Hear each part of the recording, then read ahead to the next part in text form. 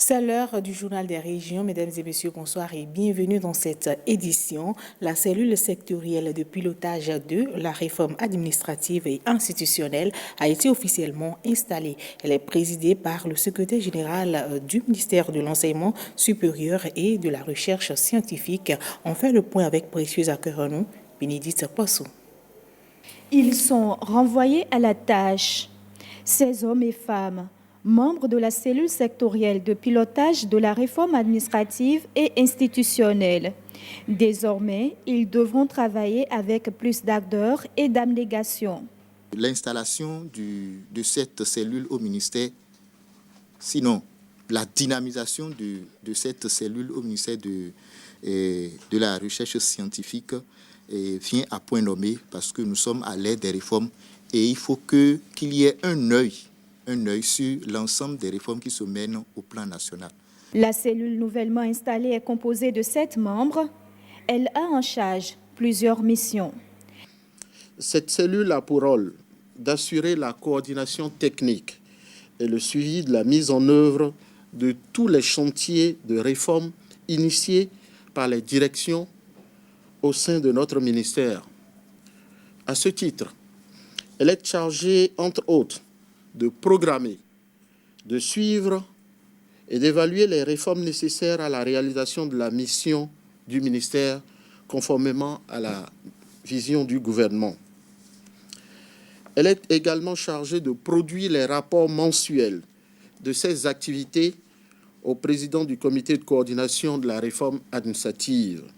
Le bon fonctionnement de la cellule permettra d'insuffler une nouvelle dynamique aux réformes en cours dans le secteur de l'enseignement supérieur et de la recherche scientifique. Contribuer au développement de la production maraîchère à travers la mise sur le marché de produits sains et compétitifs sur le marché et sur le plan alimentaire et améliorer la sécurité des aliments, des conditions de vie des acteurs également. C'est l'objectif de cet atelier de formation à laquelle participent les académiciens et la commission de l'agriculture. On fait le point avec Innocent Sialadabé et Patrick Kaïmavo. Laitue, choux, carottes, haricots verts. Les légumes ne manquent sur les marchés de Cotonou. Mais de la production maraîchère aux assiettes des consommateurs, il reste beaucoup à faire pour assurer la qualité des produits et garantir de meilleures conditions aux producteurs. Les réflexions sur ce sujet ont conduit l'Académie nationale des sciences, des arts et lettres du Bénin à organiser une journée de réflexion le 5 septembre à Cotonou. En poursuivant cet objectif, nous devons faire des propositions pour le développement des chaînes de valeur viables liées au maraîchage. Proposer des stratégies pour la fourniture de produits maraîchers en qualité et en quantité. La démarche de l'Académie procède de la place primordiale qu'occupent ou que devraient occuper les produits maraîchers dans l'alimentation des populations. Ces produits sont les premiers constituants des mets quotidiens de nos populations rurales et urbaines. Vous allez certainement en consommer encore tout à l'heure au déjeuner, au souper ou au dîner, puis encore après-demain et toute votre vie durant.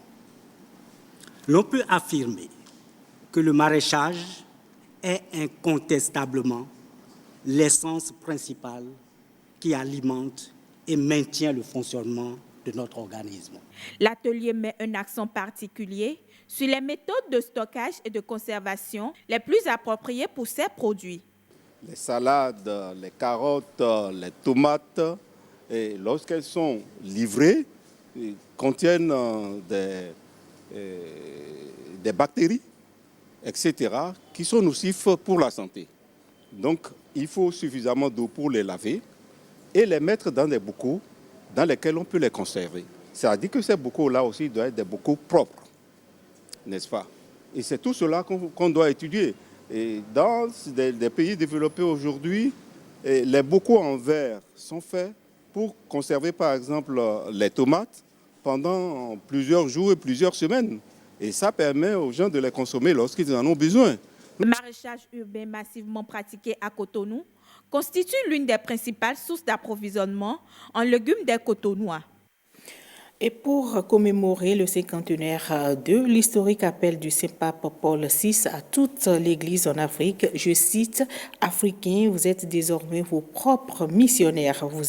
Vous pouvez et devez avoir un christianisme africain. » Fin de citation. L'école d'initiation théologique et pastorale de l'archidiocèse de Cotonou a organisé à cet effet une conférence débat autour du thème « Église en Afrique, joie, peine, tristesse et angoisse ». C'était ce samedi à Cotonou.